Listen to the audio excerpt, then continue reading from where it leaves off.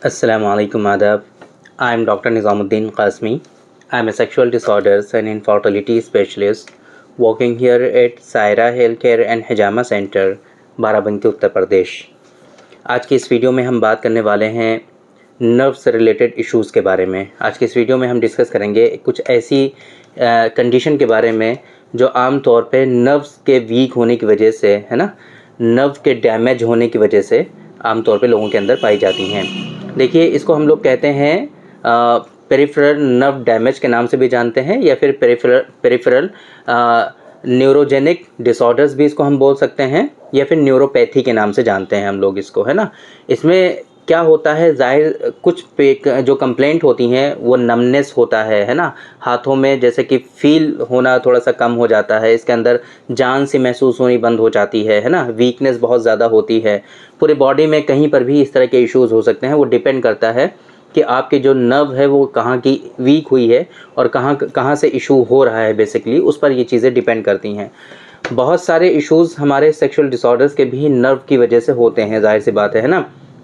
सिर्फ ऐसा ही नहीं है कि आपको बॉडी में दर्द होता है, बॉडी एक जिसे कहते हैं हम लोग, है ना, पेन होता है, या नमनेस होती है, वीकनेस होती है, ये सारी चीज़ें तो होती ही हैं।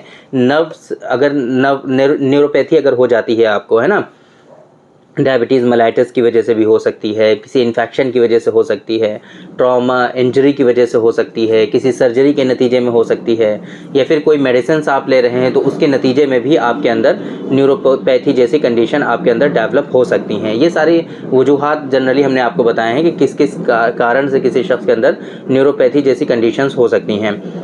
सबसे इम्पॉर्टेंट चीज़ ये है कि जब ये सिचुएशन आपके अंदर होती है, आपके नर्व जो होते हैं वो वीक और कमज़ोर होने लगते हैं, वो डैमेज होने लगते हैं, तो उसकी वजह से हमारे ब्रेन से जो सिग्नल्स जाते हैं हमारी दूसरे बॉडी ऑर्गन्स को, है ना, तो फिर क्या होता है कि वो प्रॉपर उनको मैसेजेस नहीं पहुंच पाते हैं, सही से सिग्नल्स उनको नहीं मिल पाते हैं, जिसके नतीजे में वो प्रॉपर फंक्शन नहीं कर पाते हैं। जो कंप्लेंट्स लेकर के आप डॉक्टर्स के पास जाते हो आमतौर पर, जैसे कि क्या आपने न्यूरोजेनिक ब्लैडर्स का नाम सुना होगा, न्यूरोजेनिक ब्लैडर, या फिर इसी तरीके से और भी बहुत सारे फंक्शंस हैं, जैसे कि आपको इंडाइजेशन हो सकता है, प्रॉपरली डाइजेशन नहीं होगा, कॉन्स्टिपेशन हो जाएगा, स्लीप का जो है डिसऑर्डर्स होगा, आपको नींद नहीं आएगी, इंसोम्निया हो जाएगा आपको, है ना। इस तरह की सिचुएशंस भी आपके जो बॉडी के दूसरे फंक्शंस हैं उनमें भी इश्यूज़ आने लगता है। बहुत मरतबा सेक्सुअल डिसऑर्डर्स भी इसकी वजह से होते हैं, और इरेक्टाइल डिसफंक्शन इसकी वजह से हो जाता है, नर्व के डैमेज हो जाने की वजह से। तो फिर ये सारी चीज़ें, अब जाहिर सी बात है, आपके अगर डिस्टर्ब हो गए हैं तो इनके लिए आपको क्या करना चाहिए। देखिए, प्रॉपरली ट्रीटमेंट करना ज़्यादा बेहतर है। आपको सही से इन्वेस्टिगेट किया जाएगा, सारे से आपके जो इन्वेस्टिगेशंस हैं वो प्रॉपरली आपके देखे जाएंगे कि कहाँ पर इशू है, बेसिकली, है ना। आपके किस नर्व में, मोटर नर्व है, सेंसरी नर्व है, कहाँ पर इशू हो रहा है, बेसिकली वो चीज़ आपकी जो है पहले आइडेंटिफाई करनी पड़ेगी। और उसके बाद आपको ऐसी मेडिसिन का इंतखाब करना पड़ता है इसमें कि जो नर्व आपकी डैमेज हुई है उसको प्रिपेयर किया जा सके, उसको रिपेयर किया जा सके, और प्रॉपरली जो है उसको ताकतवर बनाया जा सके। आपकी जो नर्व वीक हो गई हैं उनको मजबूती फराहम की जा सके, ऐसी मेडिसिन का इंतखाब किया जाता है इसके ट्रीटमेंट में। बाकी सपोर्टिव ट्रीटमेंट दिया जाता है। तो हमारा इसके लिए बहुत ही ख़ास नुस्खा है जो हम अपने पेशेंट को इस तरह की सिचुएशन में एडवाइस करते हैं। आमतौर पे ये जो नर्व से रिलेटेड इश्यूज़ होते हैं वो ओल्डर एज में जाकर के ज़्यादा होते हैं। मोर देन 40-45 प्लस के जो एजेस के पेशेंट होते हैं उन लोगों के अंदर इस तरह के इश्यूज़ ज़्यादा देखने को पाए जाते हैं। इतना ज़्यादा कॉमन नहीं होता है ये।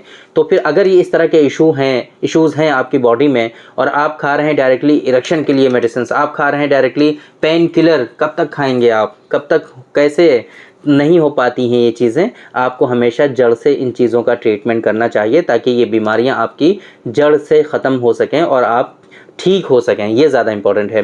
तो ये जो नुस्खा आज की इस वीडियो में हम बता रहे हैं आपको, ये है हमारा डॉक्टर कासमीज़ नुस्खा नंबर 180 नंबर, जो नर्व से रिलेटेड इश्यूज़ के लिए बहुत ज़्यादा फ़ायदेमंद साबित होता है।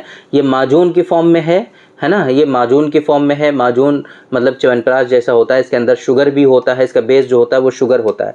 तो इस वजह से डायबिटिक पेशेंट के लिए कंट्राइंडिकेटेड है। First of all diabetic patient इसका इस्तेमाल नहीं करेंगे।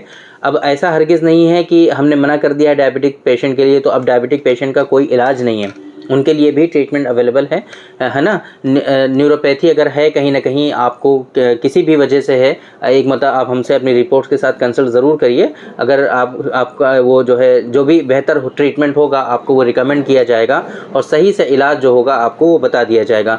तो ये जो डॉक्टर कासमीज़ नुस्खा नंबर 180 है, आप इसका सही से इस्तेमाल कर सकते हैं। अगर आपको इस तरह की कोई सिचुएशन है ना, न्यूरोपैथीज़ हैं, अगर नर्व वीक हैं आपके, है ना, कमज़ोर हैं और आपका ब्रेन जो है वो वीक हो गया है, मेमोरी काफ़ी ज़्यादा वीक हो गई है, स्लीप आपकी डिस्टर्ब रहती है, नींद नहीं आती है और आप बहुत ज़्यादा चिड़चिड़ेपन में मुब्तला रहते हैं, आपको कुछ भी करने का मन नहीं करता है, इन सारी सिचुएशंस में आप इस नुस्खे का इस्तेमाल कर सकते हैं। जैसे कि मैंने आपको बताया कि ये माजून की फॉर्म में है, तो जो इसकी डोज़ होती है वो 10 ग्राम होती है। खाली पेट इसको इस्तेमाल करना होता है, दोनों टाइम एक एक चम्मच आपको 10-10 ग्राम सुबह शाम दोनों टाइम खाली पेट इस्तेमाल करना है।